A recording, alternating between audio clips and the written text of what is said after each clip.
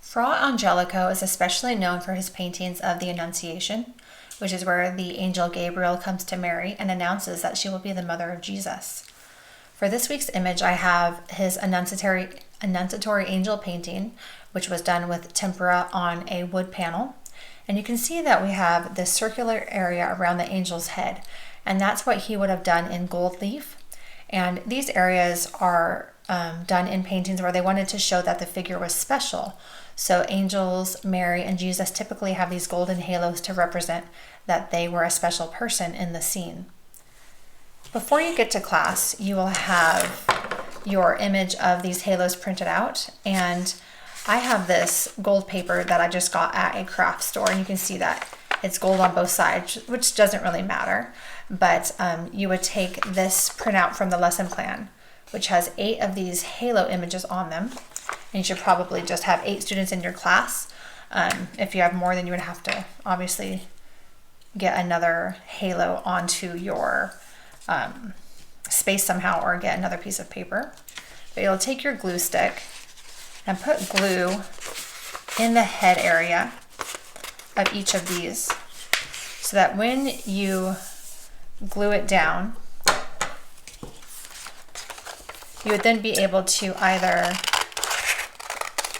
cut out each one and hand it to students so that they could then cut out their own golden halo, or you could have these pre-cut out, especially for the younger students, and have them already done so that when it's time to glue the halo onto the image, it's just one less step that you have to do.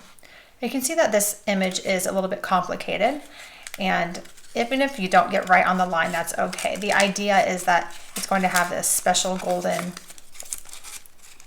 shape around its head, and even if it doesn't exactly fit around the face, we still get the idea of what was supposed to be happening. So I'm going to go ahead and cut this out, and then we'll set it aside because we don't need the halo quite yet. The next step will be painting in the picture, and then adding this will be last. So now I have this piece. I don't need the white paper, and I'm left with this halo that will eventually go onto the face like that. So I'm going to set that aside. You will also need paintbrushes, water, paper plates, paper towels, things like that, all the painting supplies that are easily disposable, so that we can paint the picture, and then clean up will hopefully be very simple and quick with all of these things that we can just toss in the garbage when we're done.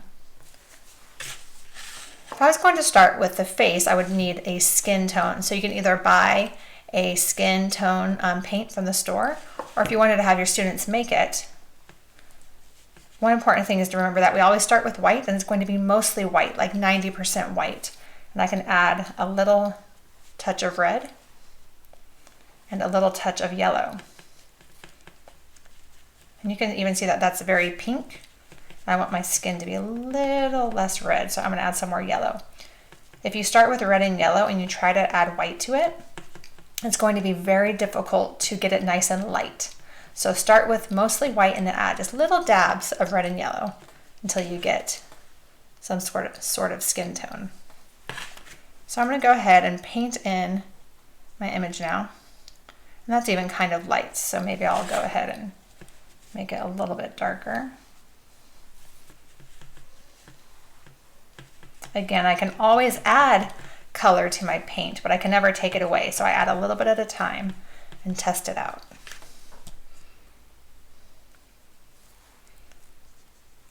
So your students will go ahead and simply paint in the angel, but the part that you don't want them to paint is where the halo will go around the head. So I'm going to do a little bit of this painting, but you get the idea that the students would complete this with the colors that they choose, and as detailed as they choose to go.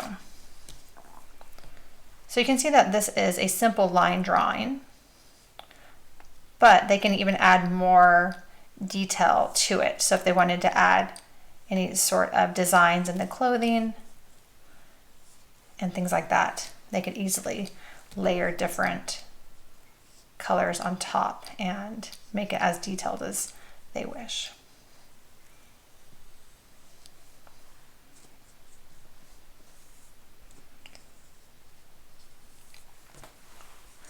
Also on my palette, I have some gold paint here. So if you wanted to have that option, there is a lot of gold used in Fra Angelico's paintings. And so you can even layer some gold on top of things to add some shimmer to some other areas as well. He often had some golden areas of the wings happening in his paintings. I just happen to have gold paint on hand, so for me it's something that I can include in the lesson, but it's not something that you have to go out and purchase. So you get the idea that you would go in and have students work on the different areas. Once that is finished and things are dry enough around it that you can then take the halo, you would use a glue stick, it's probably easiest, or you can use a liquid glue. Make sure that you put the glue on the correct side so that when you attach it, it's not backwards.